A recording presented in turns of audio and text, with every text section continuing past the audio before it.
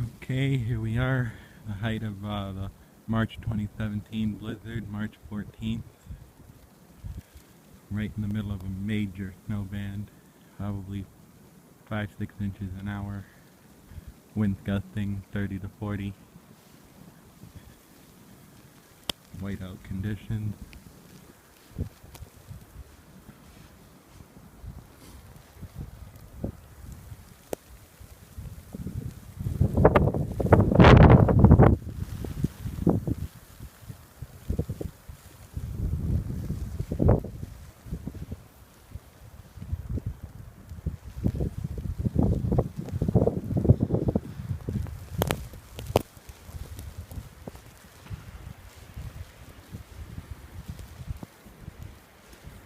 Look at this. Can't see more than about 100, 200